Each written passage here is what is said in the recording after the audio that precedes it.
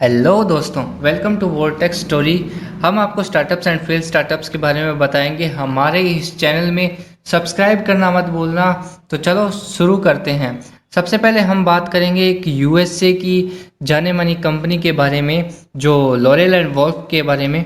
ये जो एक कंपनी थी ना, वो एक ई कॉमर्स प्लेटफॉर्म है जो यूएसए के कंट्री के अंदर जो वहाँ पे स्टार्ट हुई थी 2014 के अंदर।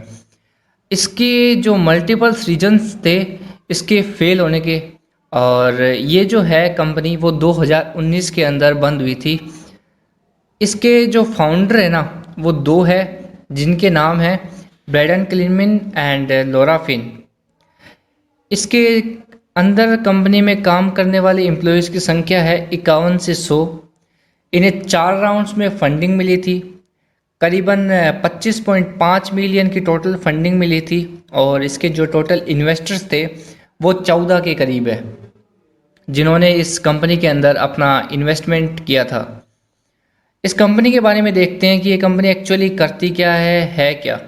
अब बात करते हैं लॉरेल एंड वोल्फ के बारे में। जो लॉरे फिन एंड ब्रैडन क्लीमेन के द्वारा ये शुरू हुई थी 2014 के अंदर। लॉरेल एंड वोल्फ एक वेब मार्केट प्लेस की एक ऐसी सर्विस है जिसका मेन मकसद था कि बजट फ्रेंडली इंटीरियर डिज़ाइन करवाना कस्टमर के लिए हमारे ऑनलाइन प्लेटफॉर्म की मदद से। लॉरेल और जो वोल्फ है वो क्या करते थी, देखो क्या, एक उन्होंने अपनी वेबसाइट पे एक छोटी सी फीस का अमाउंट रख रखा था, जो क्या करता था कस्टमर को डायरेक्ट कांटेक्ट करवाता डिज़ाइनर से उस कंपनी के ऑनलाइन प्लेटफॉर्म के जरिए।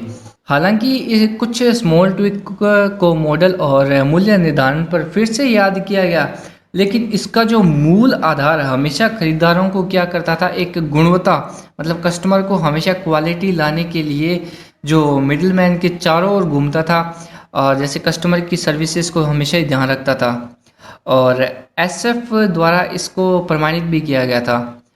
अब बात करते हैं इसके फेल्यूर के बारे में।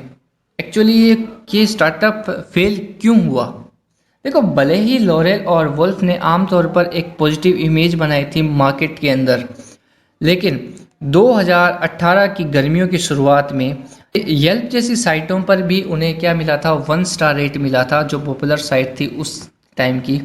तो अधिकांश समीक्षकों ने शिकायत की कि जो उनका फर्नीचर हमने ई कॉमर्स प्लेटफॉर्म से मंगाया है और कोई अन्य सामान मंगाया है कि जो प्लेटफॉर्म था ना उसके माध्यम से ऑर्डर किया, तो या तो वो टूटे हुए निकले, या उन्हें जब वापस रिटर्न किया गया तो उनका पेमेंट उन्हें नहीं मिला।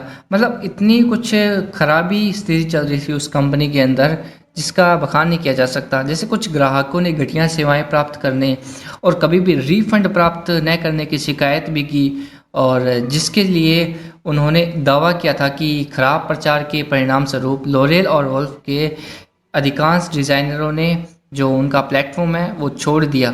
हालांकि इस असंतुष्ट ग्राहक लॉरेल और वुल्फ के पतन के लिए एकमात्र स्पष्टीकरण नहीं है। कॉरपोरेट में जो है वो विभिन्न असंतुष्ट कर्मचारी भी थे, जो मतलब उनके डिससेटिस्फाइड कस्टमर्स भी थे, जो इस बात पर गर्व नहीं कर रहे थे कि यह कैसे चलाया जा रहा है।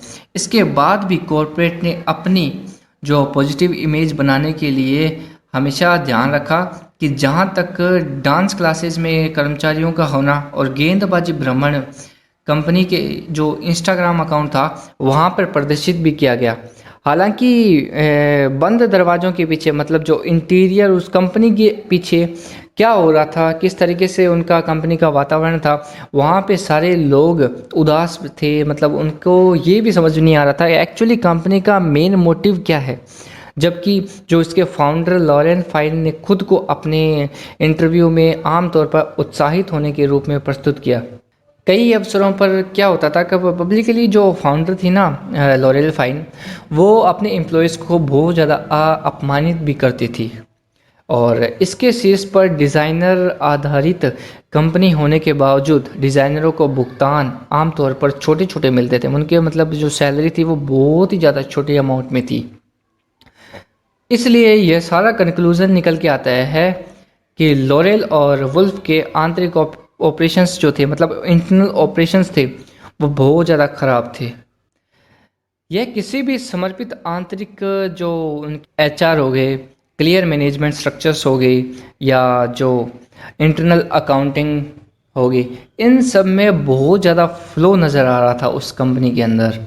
ये बहुत सारे फैक्टर्स बने इस कंपनी के फेल्यूर के, और लार्ज स्पेंडिंग मार्केटिंग के अंदर और ब्रांडिंग में, ये सारे फैक्टर्स बने लॉरेल एंड वोल्फ के अल्टीमेट डाउनफॉल के।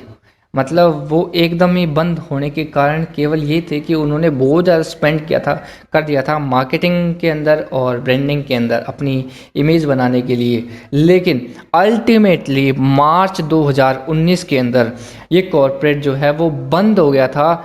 इसकी जो वर्चुअल शॉप थी वो भी बंद हो गई, और थोड़े ही समय बाद क्या हुआ कि इसकी जो वेबसाइट थी वो भी बंद हो गई। I hope you like this video, then click on the subscribe button for more updates about newly startups, failed stories and much more.